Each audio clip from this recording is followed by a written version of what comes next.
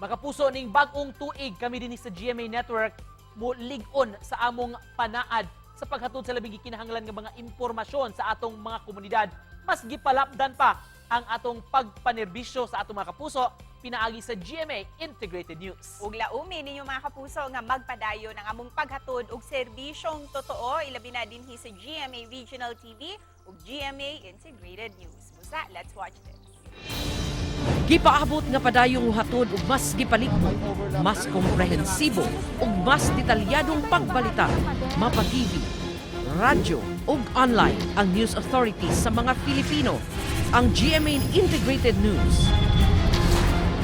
Gikan sa mga special report sama sa serye nga banta ng nagbabagong klima sa primetime newscast nga 24 oras hangtod sa mga update sa matod pa pagpatay sa high-profile inmates sa bilibid. Narinig nila itong mga inmates Nga unang gibalita sa 24 oras, padayon nga ihatod sa GMA Integrated News ang mga dagkong paghitabo sa nasod. Keep the peace. Ug sa ubang bahin sa kalibutan. Mga isyu sa mga consumer ug mga hulga sa kaluwasan sa publiko sama sa mga kalamidad. Mao nga sa mga panahon nga kinabuhi ang nakataya, mag-I am ready sa GMA Integrated News Weather Center.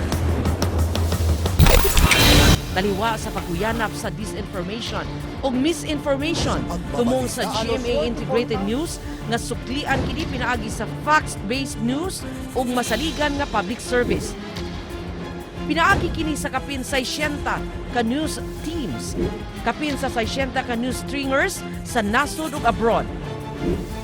Apil na ang nagkadako nga puwersa sa online writers o reporters o pinaagi sa istoryang way gidapigan ug way giprotektahan. Dili lang labing news source ang GMA Integrated News, kundili labing gisaligan sab nga multimedia news organization sa nasod. Dapat totoo. Totoo ang 24 oras. Sa telebisyon, gawa sa flagship newscast nga 24 oras matag gabi, makita sabang unang balita sa unang hirit kada bunta. Ang hatid ng GMA Integrated News. Hangtod sa programang Saksi sa gabi. Nagkahiusang puwersa sab sa paghatod sa mga balita ang uban pang mga programa sa GTV o tibuok GMA Regional TV. One Mindanao. Gawa sa Mega Manila, nagbantay sab ang GMA Integrated News sa 69 ka mga probinsya o 16 ka urbanized cities sa Pilipinas. Nanguna sab ang GMA Integrated News Online nga dunay kapin sa 60 million followers sa nagkalain-laing social media platforms. Sa TikTok, apil ang GMA Integrated News og 24 oras sa top news publishers base sa labing bagong datos sa Reuters Institute Digital News Report. Niadtong 2022, nanguna sab ang GMA Integrated News sa online video viewership sa YouTube o Facebook nga miabot sa kapin 2 ka bilyon.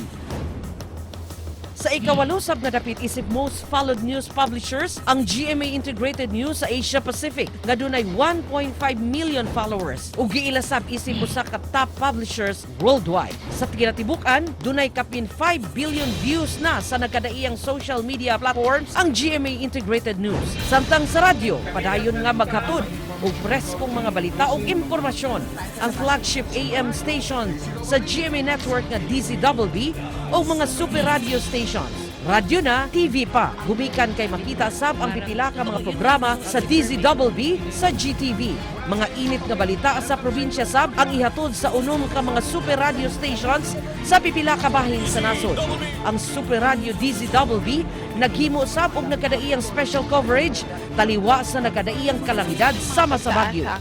Matod ni First Vice President and Head of GMA Regional TV and Synergy ug Acting Head of GMA Integrated News Oliver Victor B. Amoroso, hiusahon sa nag-inusarang dynamic multimedia mega newsroom ang GMA News, GMA Regional TV, GMA News Online ug Super Radio nga kaya makigdungan sa mga hagit sa digital age samtang nagpabiling matinud-anon sa mga prinsipyo sa tigbalita alang sa kadaghanan. Karong 2023, makapaabot paghihapon ang publiko sa tinud-anay o masaligang impormasyon o di hilabwan nga public service. Kami, ang GMA Integrated News, ang news authority sa mga Filipino.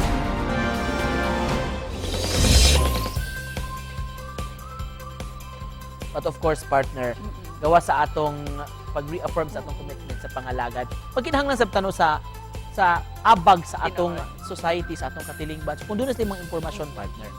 Sa mga kapuso, kung andun na mo yung mga impormasyon na gusto nyo ipadangat, like and follow lang sa tanan natong mga social media accounts sa GMA Regional TV and GMA Integrated News.